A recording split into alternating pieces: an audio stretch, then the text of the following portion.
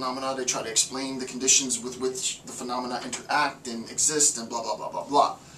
You can think back, right, in terms of antiquity, and you can see roots in an attempt to make sense of a world. I mean, this goes, well before, centuries before even Plato.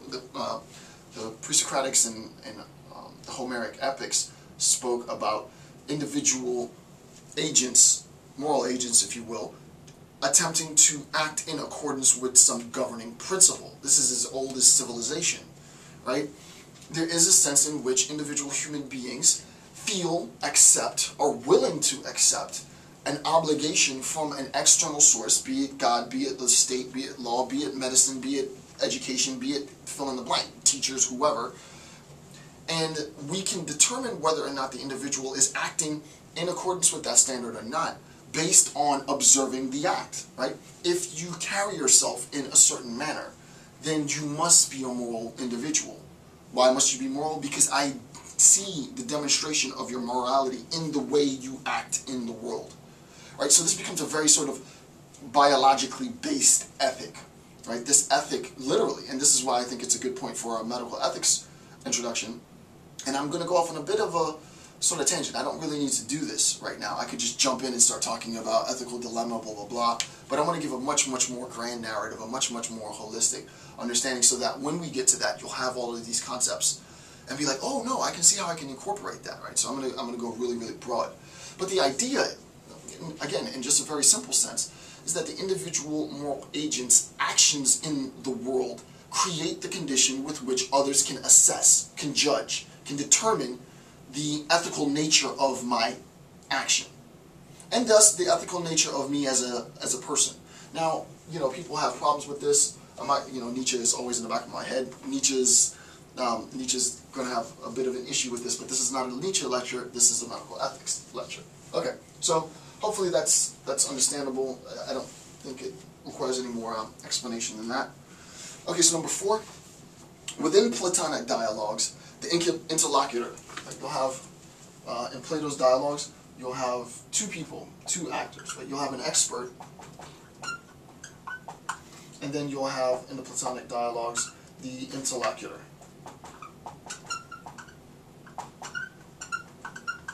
And there's this sort of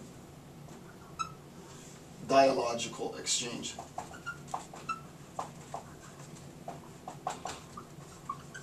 It's basically just a conversation, right?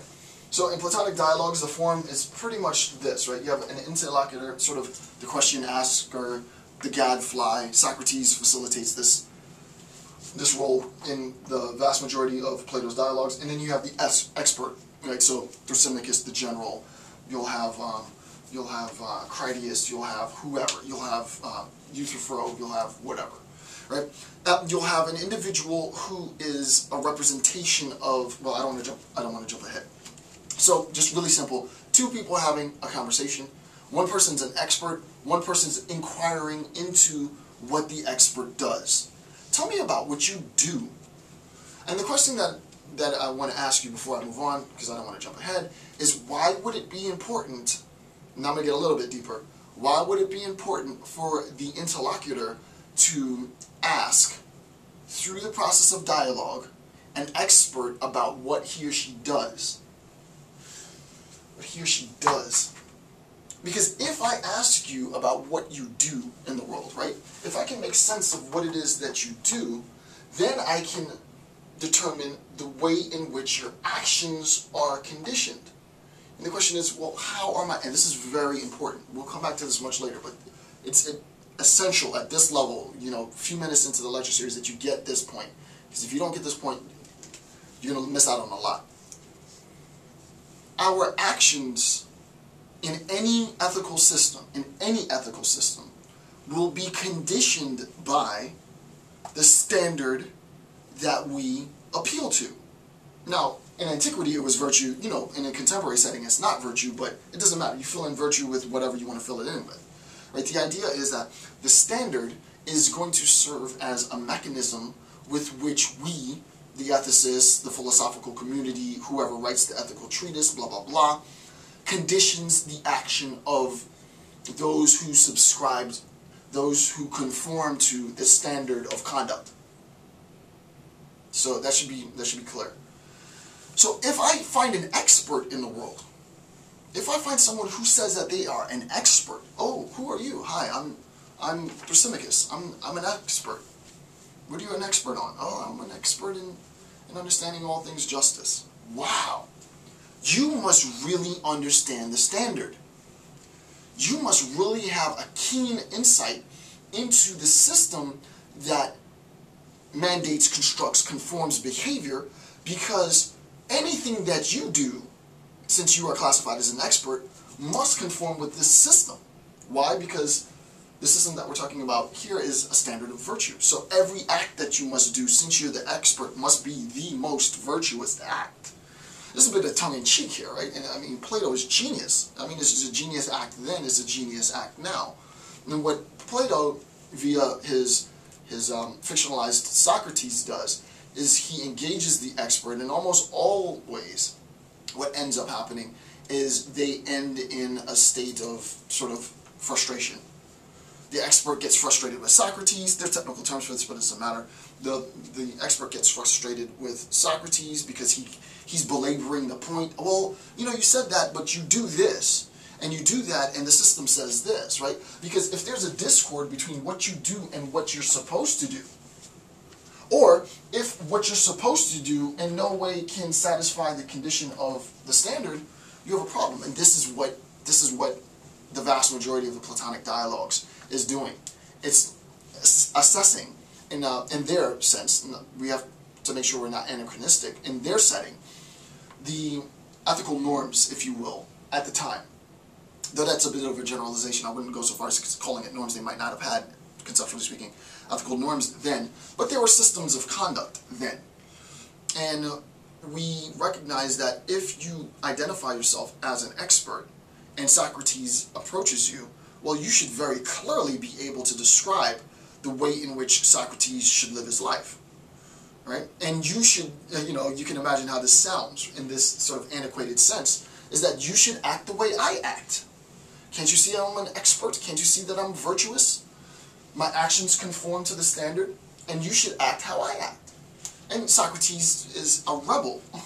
He's not buying any of it. I love him as a character. He's endearing as hell. But the idea is, no, I still need to have further insight. So the interlocutor poses ceaseless questions in an attempt to understand the way in which he or she should conduct him or herself under an ethical system, but also the nature of the ethical system as such. So I think we're on, which number are we on? We're on 4. So within Platonic dialogues, the interlocutor serves as the means with which one is trained in the ways of being ethical. Okay, next point, A. The interlocutor probed a person, typically an archetype, an expert. So the interlocutor probes the expert, who is an archetype. The archetype, the expert, satisfies the archetypical character of justice, of courage, of temperance, of modesty, of piety, of what have you, right? This is the representation. So, for example, in the Christian biblical tradition, Job would facilitate this archetypical spot, right? He was the best of what it meant to be a Christian, right? He was the archetype of the way in which you conduct yourself in accordance with a standard. I mean, it's exactly the same template. So the idea is, if you engage that person in their conduct, in the way that they act, you will have sort of a personified representation of, this is deep, and now we're at a much deeper level, you will have a personified, in the expert, you will have a personified representation of the standards of conduct. That system becomes personified in an individual. Right, so you know, I try not to defend or critique points that I'm discussing, but to assume this position, it would be the amount of effort and time, the amount of energy, the amount of research, the amount of prep that I put into my video lectures is a consequence, if this is true, assuming this position, is a consequence of